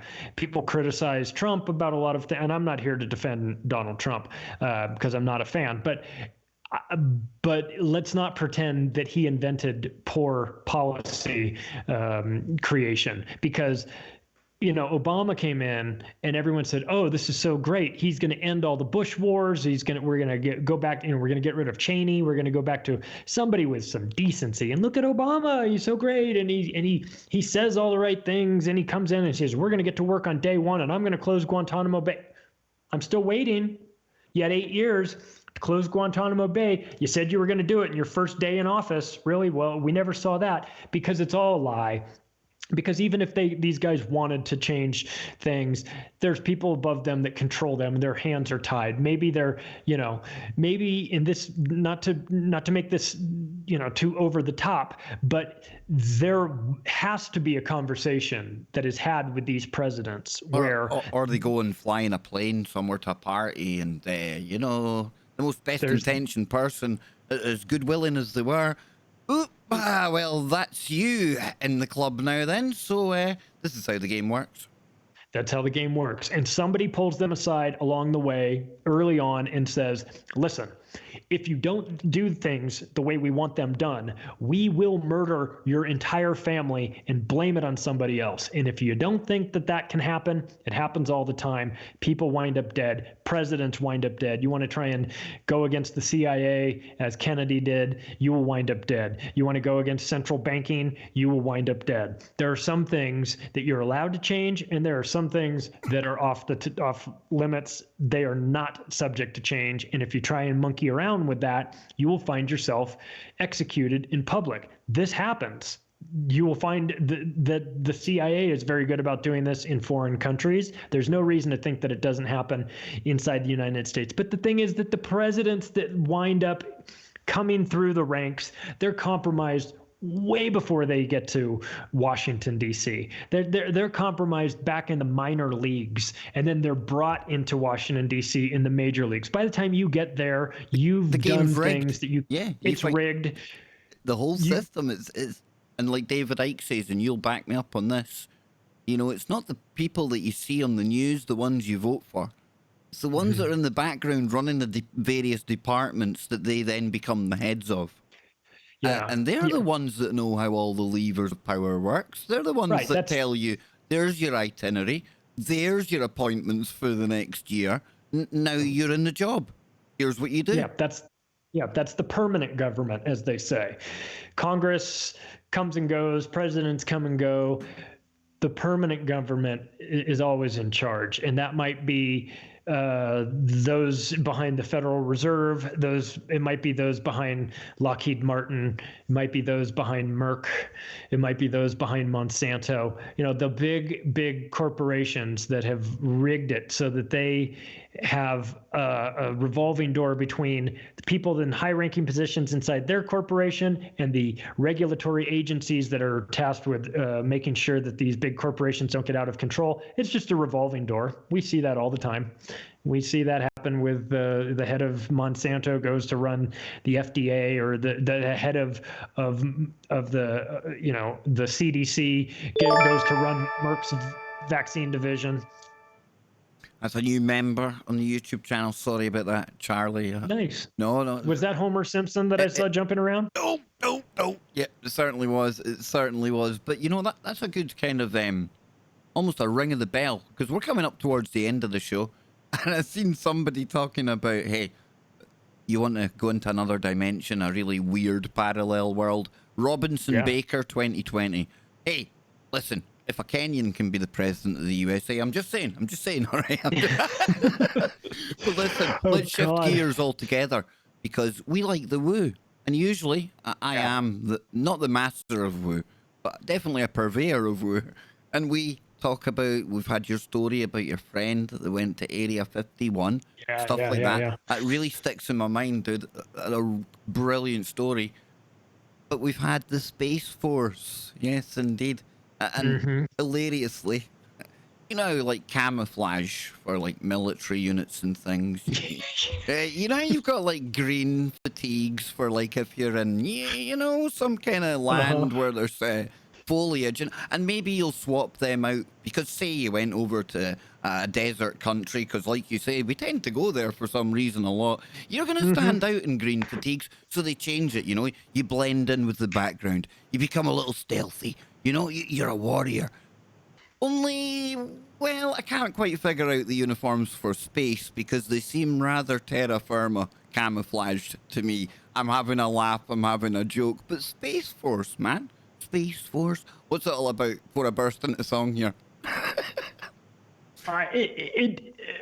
It's money laundering as far as I can tell. I mean, they've been working on space for a long time. Obviously, we've got NASA, which you and I are very distrustful of. You've got the Air Force as involved with the X-37B that's doing, you know, laps around this world. We've got the rumors of the Navy being involved in the secret space program, right? Through say it isn't so. Gary McKinnon. Say it isn't so, Charlie. Do we need another? We need Space Force. To me, it just sounds like some sort of additional division to siphon off, you know, billions, or literally eventually trillions of dollars for, you know, for who knows what. And look, I'm all in favor of space exploration. I think the idea of it sounds really cool. I love that sort of stuff. You and I are you know, geeky in that sense. I'm interested in the planets and all of that stuff. But like, what? We have to be involved in wars in space now? I mean, to be honest with you, I was half tuning in, hoping that maybe somebody would walk out dressed like Picard or Captain Kirk or something, you know, some kind of cool kind of tunic top or something, you know, something ready to take us to the outer limits. But nah, just old camouflage. In their camouflage, which won't be seen in space, or will it? I mean, shouldn't they all be wearing black? But does that make it look too much like Star Wars, like Darth Vader and some of the bad generals that were wearing all black? We would catch on when the Death Star gets revealed and stuff. I get it. Too much too soon. Maybe we need that totalitarian tiptoe, the space version, like Ike says. We're not quite ready for the Death Star yet. So we'll just give you normal soldiers and tell you there's a Space Force, right? Just a little bit at a time. I would be interested to hear what Catherine Austin Fitz and Mark Skidmore have to say about this, that some of the missing trillions have found themselves fueling Space Force and some of the nefarious activities that our governments are involved in. And don't worry, I mean, if there's a way to waste money, our government will figure out how to do it first. Exactly. I mean, Donald Rumsfeld, he made us aware of it. I can't quite remember the date. Something important happened the day after. Can't quite remember when he mentioned those trillions. September. Oh, September 10th. Well, Yeah. Was it like round the turn of like the century, round about the? Yeah, I think so. Just saying, just saying. Obviously, we laugh, we jest, but yeah, Space Force. Serious note though, military-industrial complex. Yeah. More money for them, right? Yeah, and one of the things that I put in the book is a quote from Ben Rich, who is the head of Lockheed Martin Skunk Works, and it's a conversation that he had with Jan Harzen, who's the head of MUFON, who at the time, this was 1995, I think. Ben Rich was giving a speech at UCLA, talking to a bunch of engineers, and during the course of the speech, he said, "We have the ability to take ET home already." And he also made the comment, "Anything that you can think of, we've already done." So then Jan Harzen follows him out into the parking lot after the presentation, and he says, "Hi, I'm an engineer working on propulsion, and I have an interest in knowing a little bit more about this. When you talked about being able to take ET home and go to the stars, what exactly are you talking about?" And Ben Rich says to him, "Well, do you know how ESP works?" And Jan Harzen says, "I don't know. All points in time and space are connected." Ben Rich's response is, "That's how it works." And he walked away, died a year later. Wow. Listen, so, folks, I love what are we dipping- doing with Space Force? Is this 25 years obsolete? And that's been very conservative. For sure. Think of McKinnon, terrestrial and non-terrestrial officers, and we're not talking about Jabba the Hutt. We're talking about the difference between units that are on world and human units that are off world. And listen, the one place that I would tell anyone to check out if you're interested in this type of material, I love to dip my toe in this genre, but Dark Journalist, and I've got no dog in this fight, he's not in our network, but if you want information and really good guests, Catherine Austin Fitz, that's somebody who I can wholeheartedly recommend to people out there. Yeah, because time and time again, he really is one of the most genuine and legitimate kind of journalists, investigators into this topic, right? Yeah. He's very measured and very smart, and he brings on great guests, and his shows are fascinating, and he's not pushing for, I think he could have a much bigger audience if he was willing to I think he wants speculate. I think he wants to keep it real. There's a trade-off. There's a trade-off you have to make, Charlie. Yeah. And being the host of a show, I'm honest enough to say that myself. You could have a show 10 times as big as the one I've got if you were maybe just a little bit lax with the parameters you put on what you tell people, to put it in the most polite way, because it's a sad thing to admit in many ways, but the more attractive information seems to be the more sensational. And it doesn't seem to matter whether that sensational information is actually backed by anything other than the imagination or agenda or whatever else. And Daniel, Dark Journalist, he's somebody that totally stays away from that and doesn't do that. And if he's wrong, he corrects himself and he tells people to do their own research. And he's done a great series on X steganography, where the letter X shows up in all of these space shuttles and X-37B, and where it has come from over history.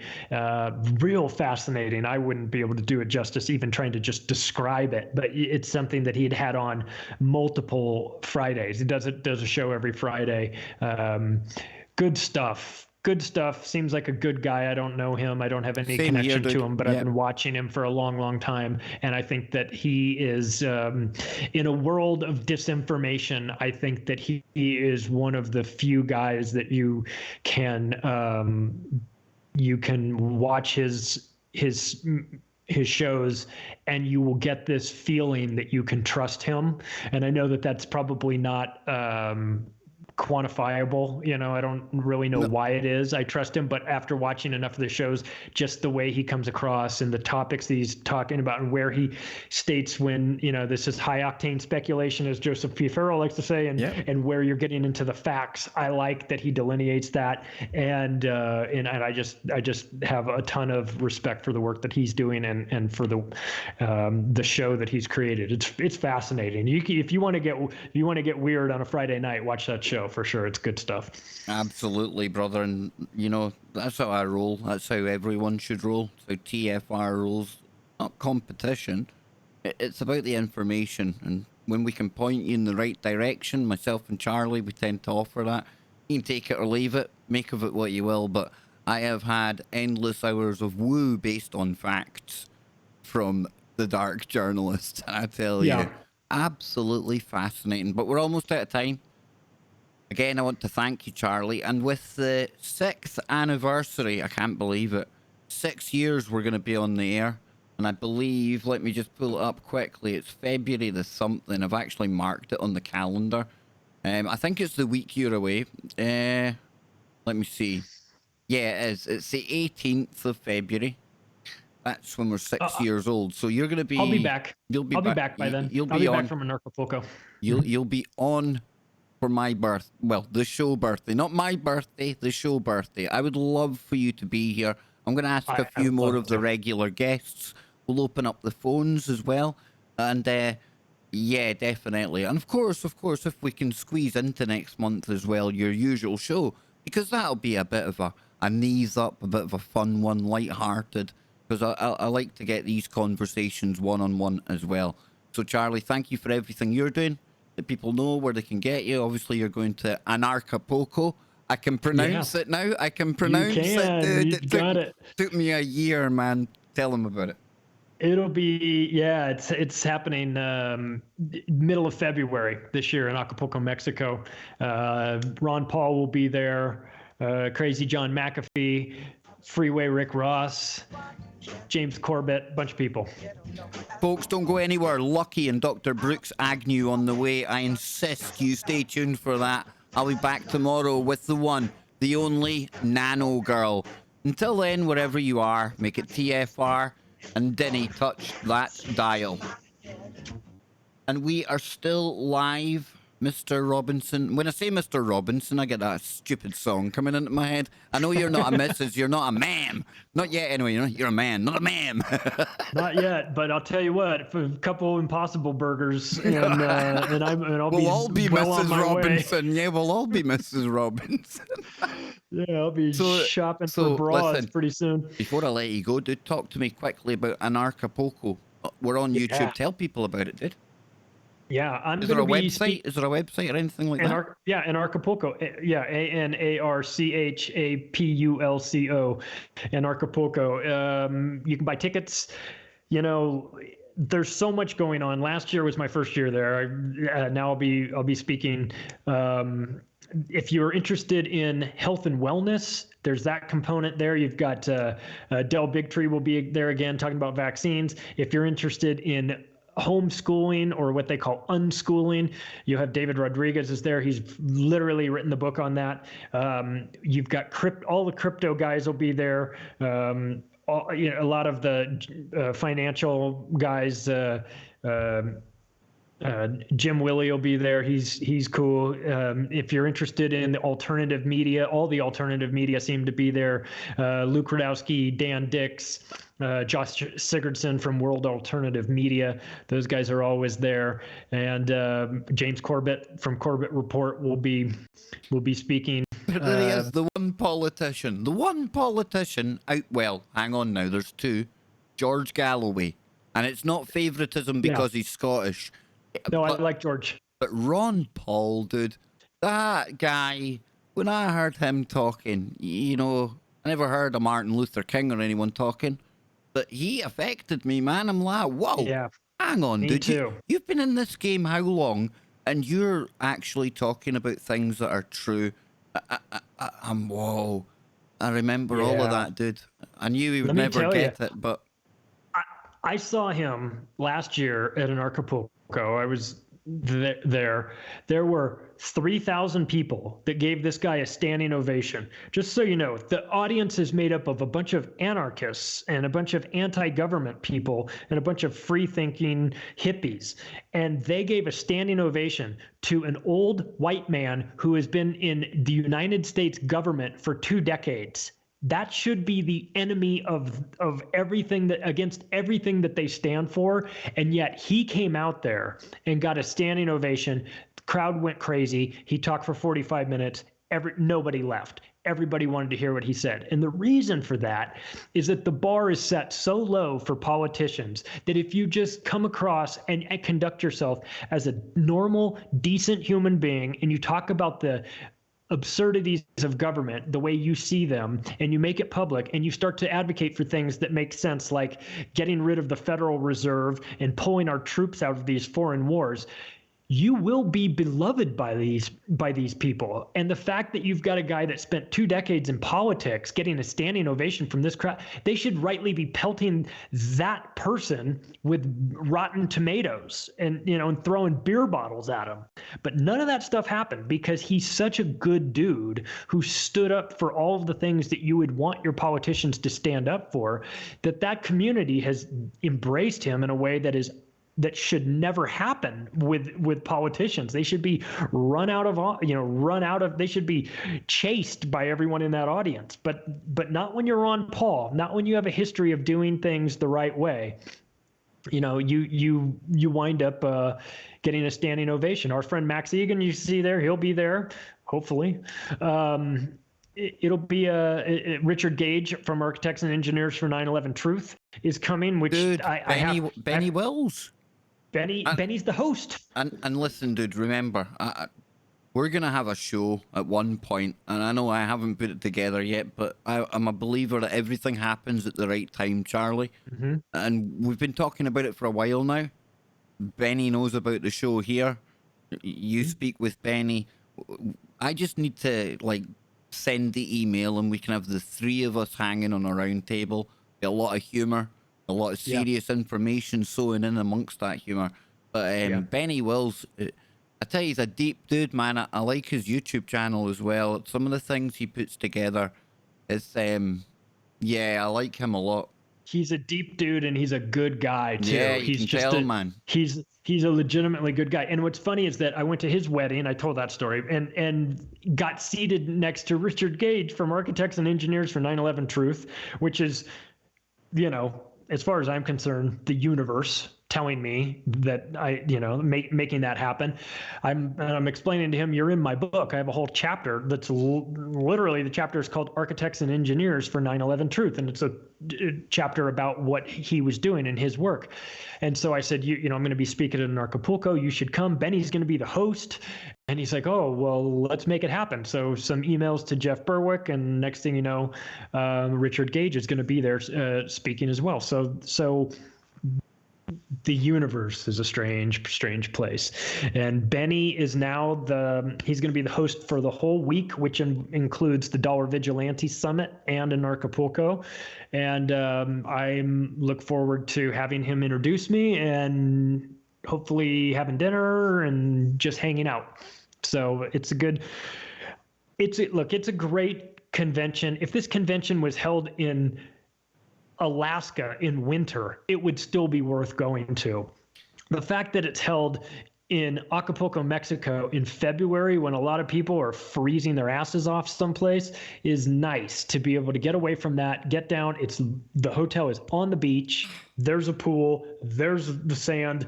There's the ocean. Go do whatever you want. You tired of watching all these amazing speakers? Go to the pool. Show up to the convention in your flip-flops and swim trunks. Nobody cares. It's just a cool group of people doing interesting things, talking about important issues in a way that that most people don't get a chance to talk to. I'll put it to you this way.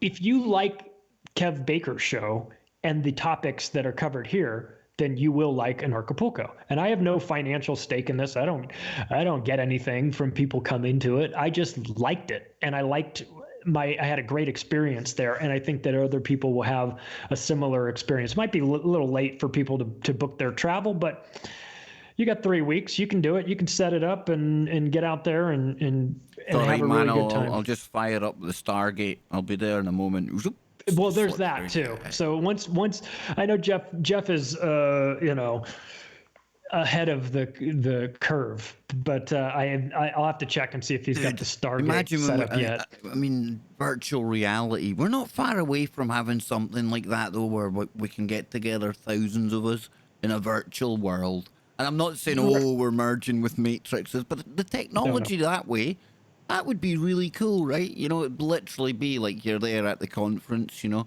virtually. There is a component of that, actually, because it is being live streamed. So it's not the same thing. It's not virtual reality. But if you can't make it and you still want to check it out, they do have a live stream component that you can sign up for and you can watch it. And I'll tell you, it's going on 4 different stages. It's like going to Coachella. This is like Coachella for the alternative media, or the Super Bowl, you know, because there's all these people and you recognize them and you're like, oh, I'm in the lobby and there's, you know, Luke Rudowski and there's David Icke and there's, you know, all these people that you see all the time on YouTube, or you've read their books or you've watched their interviews, and they're all there. And if you want to go chat with them, you can go bother them. I know I did. Yeah, I can see that being the next big thing, you know, virtual conferences. And I mean, it started, they've got that thing just now. If you've got the Oculus Rift and stuff like that, you can go to virtual chat rooms. It's the same thing. You know, that's just the early adopters. Once that goes all mainstream, it'll be a pretty cool thing. You'll be sitting in the room, even on a show like this, with me and Charlie. Totally bizarre, eh? Really, really wild stuff. But man, I don't want to take up too much more time of your day. You have to put your pants on, Kev. If we're going to be doing that, people are going to be wondering why you're doing your radio shows in your underwear. But once the virtual reality kicks in, you're going to have to put your pants on. I'm just telling you. Whoa! What? I need to put my pants on? No, it's okay. No, I'll be able to do it even more naked than I am now. Because Charlie knows I'm naked from the bottom half down. It's one of our jokes. We do it every time on the show. I'm only joking, folks. But at least in that virtual Anarchapulco, we'll be able to choose our like beach shorts and our wee avatars. I won't have radio face anymore. I'll be able to touch myself up and I'll be looking pretty good, man. I'll be there. I'll be looking awesome. I might even, you know, pick the option to get the pure white veneers like David Wilcock's got. You know, I'll look the part, dude. So yeah, that's something we can look forward to in the future, right? Can't wait, brother. I love you to bits, man, and I don't mind saying that in front of our brilliant audience here. I don't either. You and I were definitely separated at birth. We Absolutely. have too much in common. We see the world in such a screwed up and fun way. No, or is it the way that it really is? That's the question. Folks, check out, there's a deep thought. Check out the Octopus of Global Control.com. Don't do it just because I'm saying it. It's really honestly worth it. You'll find a lot there. Get the book. Charlie's very approachable. If there's any of you out there that might have a YouTube channel or something like that, kind of guy that you just reach out to and he's there. So I don't know, I'm probably adding to your workload, Charlie, because I know we've got a few YouTube channels come here, and for me it's all about getting that info out there. So then, until next time, folks, I've got a little sound clip that plays us out now, Charlie. In fact, hang on, hang on now, I've even got like this voice effect thing. 1 2 3 1 2 3. Yes, Charlie, and I'm trying to find the really funny one. Is that the funny one? Yay! That's my soy boy. Too many Impossible Whoppers for you. There's nothing wrong with the Impossible Whopper, Charlie. No, I see. Okay, go protest at Extinction Rebellion, buddy. I don't like you anymore. You see, we've got it all going on here, folks. We're out of here. Now that, I set myself up for that. I was getting too smart there and I pressed the wrong button, Charlie. That's what happened there, dude. That's the perfect button, though, I think, for you. Keep your mind open. Keep looking for the woo, but not to the point where your brain turns to black goo.